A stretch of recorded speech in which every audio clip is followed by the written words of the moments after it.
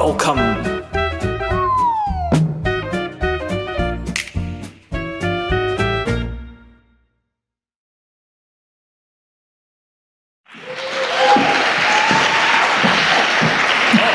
Thank you.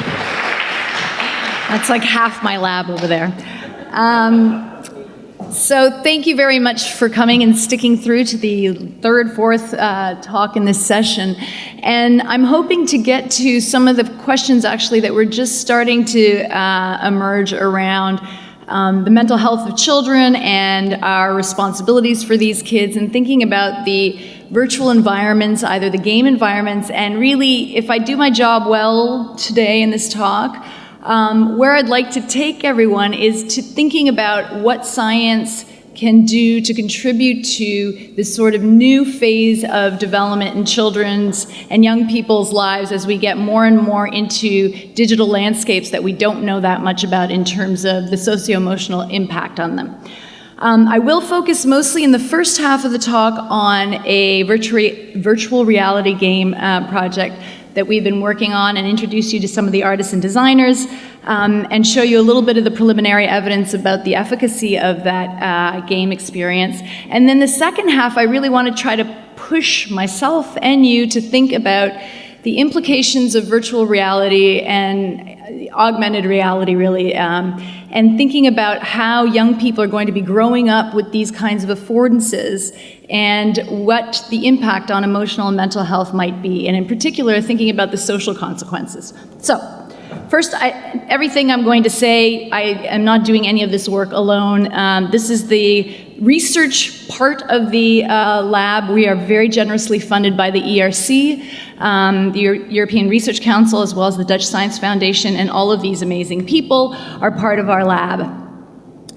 So the reason why I started this work is a fairly basic one, and it is that the most prevalent mental health concern we have is anxiety and depression. 1 in 4 children, by the time they reach 18, will have been diagnosed with either anxiety or depression, which essentially means that you yourself are suffering or have suffered from some of these mental health concerns, or you know someone very close to you who has.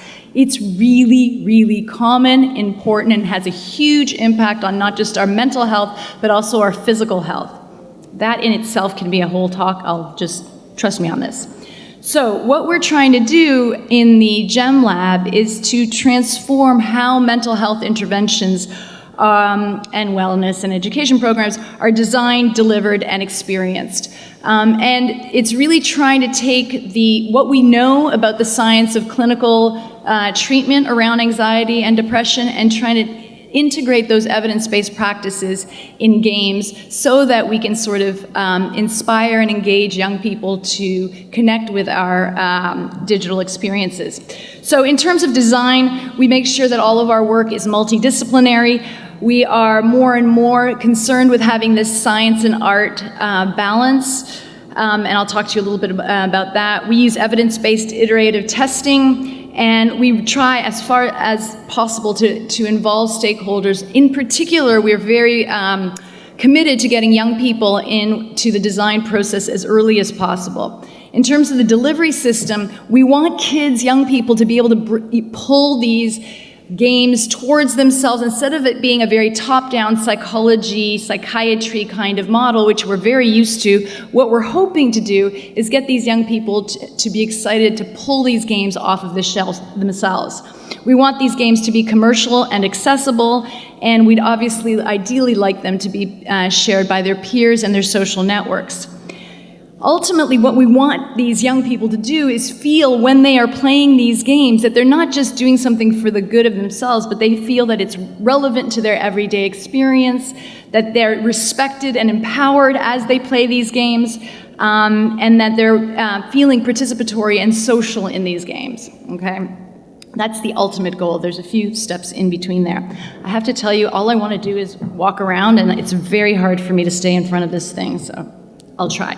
Our approach in the most basic form is that we start with these evidence-based clinical scientific principles well documented in the scientific literature and psychology, and then we translate those techniques into game mechanics, And then those game mechanics, hopefully, as young people are grinding on these mechanics over and over and practicing, we're hoping that we change cognitive and emotional patterns so that we have a happier, healthier next generation of youth.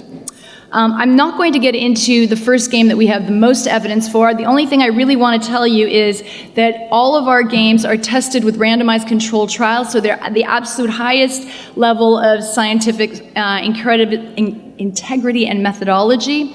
And what we've shown, at least with one of our games, Mindlight, and you can just look it up, it's very easy to find because it's published, is that we can do as well, if not better, than cognitive behavioral therapy, which is the absolute gold standard when it comes to therapy for anxiety for children. So this is just one example of the data we have for anxiety in children with 8 to 12-year-olds. And as you can see, we follow these kids 6 months after they've stopped playing the game or getting any therapy, and we see that they continue to improve in their anxiety problems. I just wanted to give you that little piece of data to show you that this is ultimately where we go with all of our games. But what I really want to share with you is a new kind of experience that we've been working on for the last couple of years. And after I talk to you about this, and I want to just have this at the forefront of your mind, I want to think beyond interventions per se, and think about how these digital technologies are going to be in the hands, on the eyes, in the homes, in the schools of all these kids. And I want ultimately to think about how the games that we use for intervention can help us think about how to architect the next generation's social world, and architect those social worlds with them, but also use science to inform them. We want to think about a lot of what we know in terms of games, including things like MMOs, and what we're learning about how to architect these social spaces in those games are going to be super, super relevant in thinking about how young people are going, and young people, older people, myself included, are going to be interacting in these virtual spaces. There's a great talk by Raf Koster online at GDC last year that really talks about the ethical and moral issues that we need to be thinking about. And I think ultimately that's where I want to go into at the end of this talk with you, to think about these developmental, social issues and how they're relevant to the everyday lives and worlds that will be increasingly lived socially in virtual spaces. So we start off with this idea in our lab that we want to combine art and science. And I love this quote by Leo Tolstoy: "Real science studies and makes accessible that knowledge which people at that period of history think important. And real art transfers the truth from the domain of knowledge to the domain of feelings." And that really is what we're ultimately trying to do, is pull the science into an art space where we can connect with people authentically and have them be transformed by what we design. Okay, so let's dive into Deep. Deep is a virtual reality game, and I should say both the artist designers are here, so talk to them afterwards. They are the most brilliant game designers I have yet to work with or talk with. Owen Harris was the original designer of Deep, and then Nikki Smith quickly joined him, and there are others as well here, Brian and Andy, who have worked on audio and AR stuff, and I mean, don't worry about it, programming stuff, that you can talk to us about a little more. And these are the main researchers on the project. And the idea is that we're really, from the beginning of these projects, working together to try to co-create beautiful things that also may have some impact on the mental health of young people. This is us just being hokey, but also makes you, the reason why I wanted to put that hokey thing on there was that it really gives you an impression of, you know, there was a question early on, how do you get people talking in the same language to one another? You know, we've got a bunch of artists, designers, and engineers talking to super geeky, data-driven social scientists, professors, and so on. And I think ultimately what happens is that we start sharing a vision that really is one that's melded together and doesn't have one or the other being privileged. And I just like the GIF too, but anyway, that's us. Okay, so here's Deep. Let me show you a little bit about, it's a virtual reality game experience. that is experienced as an experience underwater. It's a meditative game. You have a belt, that's very loud, a belt that goes around your diaphragm that measures your inhalation and your exhalation. So the movement in the game is controlled by breathing, as you see here. And as you breathe in, you go up in the space. As you breathe out, you go down in the space. And it incentivizes basically this deep belly diaphragmatic breathing. If you ever try to teach children, but also adults, to do this kind of deep relaxation breathing, it's really, really hard. We are awful at it. And so this is a way of teaching people in this very kind of organic way, and a beautiful way. And I highly recommend you to somehow get your head into one of these things, because it's a beautiful, beautiful experience. And so this is how the game started out. It was rightfully by itself a beautiful experience, which really after about 5 minutes can just physiologically downregulate you really quickly. And then when we joined the group, we started to think about what other additional evidence-based practices we might integrate into this to maybe, I love that, to maybe make it even more effective in terms of helping people with anxiety. Okay, so these are the creatures that are being built and lots more that Nikki is working with. And so what we did was we started to talk about other evidence-based practices. I just told you how to do this. What we do is the inhalation and exhalation. So the other thing that I want to tell you about is we thought about what's important is to get people to have this interoceptive awareness, an awareness of the body and how it's reacting in the context, in these various contexts. And once we are able to get people to be aware of their inner physiological states, they can better regulate that. So when they start feeling anxious, for example, they can start using relaxation techniques and so on. So one of the ways to try to amplify that is to use mirroring techniques, a way where the environment becomes reactive to the player's own breath, and it becomes more and more of an embodied experience. So in this case, what the designers did was they were able to make the plants in this environment change color as you breathe in and out. And so you're getting more and more information from your environment. If you're shallow breathing, nothing is changing, so you get, again, incentivized to do this deep belly breathing. So that's one sort of evidence-based practice we wanted to add to the experience. There's others I'll tell you about. And we've done several pilot projects, and one of the things we did was we tested something like 80 kids with this first prototype or second prototype or so on. And one of the things we saw really early on is you get a whole lot of variability in the ways that, in this case, children react in the game. Some kids pick it up immediately and they really figure out the deep belly breathing. Other people take a long time, other people don't get it at all. So one of the things that's really important for us to do, and Marika van Rooij is really heading up this part, is to try to use machine learning to develop algorithms that can tailor the environment to these different learning styles. So we're going to be able to, we'll be able to identify contexts in which, and patterns that come right before these learning, where somebody actually acquires the skill, so that we can change the environment to scaffold that learning process earlier, more efficient, more smoothly, and so on. So we're working on doing that using machine learning processes and methodologies. We're also looking at the effectiveness of the game on all sorts of other outcomes. So in this study, what we did, this pilot study, is Joanneke Verdemeister is the, Verdemeister, did I say that right? Is the head on this. She's a PhD student. And what we do is we torture these poor young people. We have them come in at the baseline and we tell them, you're going to have to give a public speech. You have 5 minutes to think about it, what you're going to say. Just sit there and wait for us, and when you're ready, when the 5 minutes up, you're going to be able to give a public speaking exercise.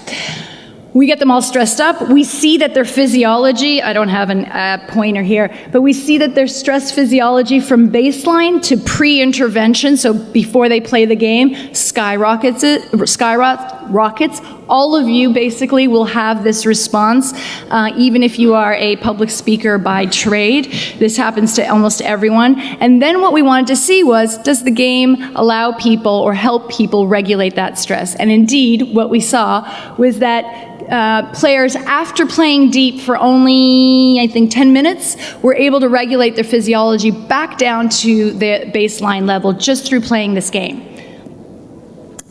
An important other finding that we got from this study was that players who felt more competent while playing, so people who said, yeah, I think I got this gist of deep, those were the people who were able to better regulate their physiology. And also those people who felt a stronger agency, that felt like they could actually do something on their own accord and had learned a skill, were the ones that improved most. The current study we're doing is trying to integrate other evidence-based practices. So the biggest success story in clinical psychology is exposure therapy. We know how to do one thing really, really well, is to help people get over their anxiety through exposure, which is basically teaching people to use relaxation techniques like deep breathing and muscle tension release while being confronted with increasingly more scary as all hell things, right? So basically, the therapist's biggest sort of success rate is if we put somebody over a cliff and they're afraid of heights, if we push them a little and they get through it, they're all better. And they get better much more efficiently than through talk therapy that lasts for weeks and so on. So we took this exposure technique and we basically fought Owen for weeks, months, or something like this, because of course Owen and Nikki first started off with this idea that deep was going to be this deep relaxation kind of environment that's safe and calming and so on. And we said, yeah, but can't we just put in this really scary, horrible place so that we can scare the bejesus out of everybody and everybody can learn how to get through that scary spot? So through lots and lots of negotiation and through their very generous, let's see if it works kind of thing, they built us a beautiful prototype. And let me just show you what it looks like. So you saw the other one that was very deep and, very relaxing. Here's the exposure. And so players move from these safe lit areas into increasingly darker spaces. And I'm telling you, my heart rate goes up even just hearing it. Because you feel, it's what everybody says about virtual reality. You have to be there to really feel it, but it is freaking scary, okay? And the idea is that you learn to just get through with your breath. The more you're able to do this deep diaphragmic breathing, the more light shines into these caves, and you're able to get out safely. If you don't, you stay at the bottom, it's dark, and it continues to sound like this. And this is around a 10-minute long session, a very similar one that you would use in a clinical context. Okay, and so what we're trying to do is, what we're trying to do right now is we've got a large study that Joannika is heading up where we see whether this deep alone in the first version, the just calm meditative one, versus deep plus that exposure therapy ends up helping people regulate their anxiety better than a commercial app, for example, and so on. So we can really see what each element of the game, as we add these evidence-based practices, does in terms of the efficacy of the game. Okay. We also want to think about, and we're thinking about taking the game and seeing whether we can use, we can download your experience onto a mobile app so that if you're on a bus or you're just about to go into an exam, you can at least put your earplugs in and listen to the music and remember what you learned, even though you may not have the breathing belt on, and have your body kind of, in this kind of embodied learning way, get back to the state of relaxation that you once learned from. Because ultimately, we want people to have just internalized these skills. Okay. In the last 5 minutes, I will tell you everywhere I think we're going from now on. So I think the reason why VR may have not taken off in this, it's not just about the technology and so on. I think one of the main reasons that VR is still not as ubiquitous as some other kinds of tech, even in gaming, is that it's not integrally social in most experience that we have. So Owen and Nikki are really interested in thinking about how to make deep into a social experience. So imagine you are there with your partner or with someone you care about or with a friend, and you're now regulating your breathing with somebody else. And that kind of entrainment, social entrainment, can be a really amazing experience, I think. I'm also really interested, because I'm a developmental psychologist, to do this with parents and children. So most parents with anxious children have anxiety themselves. If they're able to meet their kids in this context and help each other through this, what we call entrainment or co-regulation, there's really great work by developmental psychologists like Ed Granic and Fogel, where they look at what mothers and children do from birth on, which is co-regulate one another's physiology up and down, so that it's this kind of dance. Now I imagine this in a virtual space, and how effective and also how beautiful and bonding and connected people might feel once it becomes this kind of co-presence over long periods of time.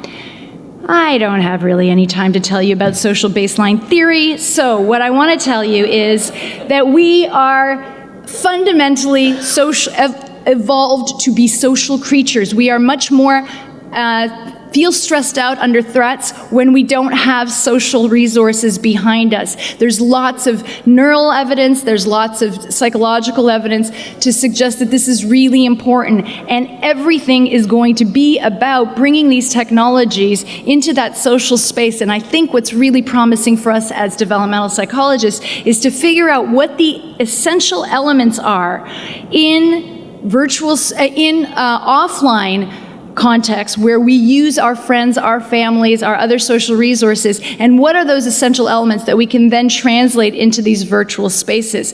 I don't know how many of you know Ken Perlin's work, but he's been working for decades at this point on making social VR contexts work for all of us. This is Ken's now, I think he's got it all in. This is a JavaScript language that he's basically created for gestures. And the idea is that soon we are going to be able to be in virtual spaces creating through gestures symbolic things that we can co-create with other people. And it doesn't have to be just, he often shows the pendulums and how cool they can be, right? But he also shows how kids can start co-designing, little creatures and tell them to move in certain ways and so on, all through gestures, okay? And he's creating a language which is open source, by the way, so you should look it up if you want to be into that kind of thing. And now I want to think about, sorry about that. Once we take off these bricks on our heads, and everything that we've learned in these VR contexts, we can also take in and probably fundamentally take into our AR context, where now we're looking at other people while we are co-creating virtual objects between us. And I think that's where it becomes super interesting, when we can look each other in the eyes, but also co-create things. And the children are going to be starting to grow up in that environment in a way that we have no idea what kind of language they're going to design. And that's what I think, for at least as a scientist and developmental psychologist, but also the artists and designers should be thinking about, what are these young people what affordances can we build for them that instead of making them feel increasingly isolated and so on, it can be a place of wonder and a place of empowerment. So imagine, in an AR context where kids are wearing glasses or contact lenses and their heart rate goes up because they're just about to go to school and they're really, really, really scared, and they can just conjure, when they're really scared, an imaginary friend that can come with them to school, right? There are all sorts of ways that I can imagine, but I'm old. The young kids are going to be able to imagine things that are going to be ways of interacting with one another socially that are really, really quite amazing, that I want to think about together with others. Because I don't think ultimately the technology that holds us and that really engages us is going to ultimately be this asocial, isolating experience. It's when it connects us most is what is going to be most compelling for us to design for. These are some of the people we should talk about, both the positive and the negative of VR and AR.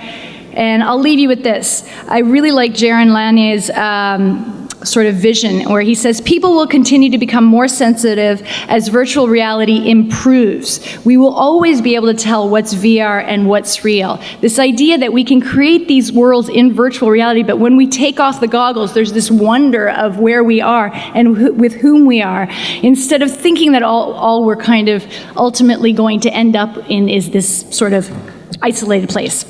Yeah. Thank you very much.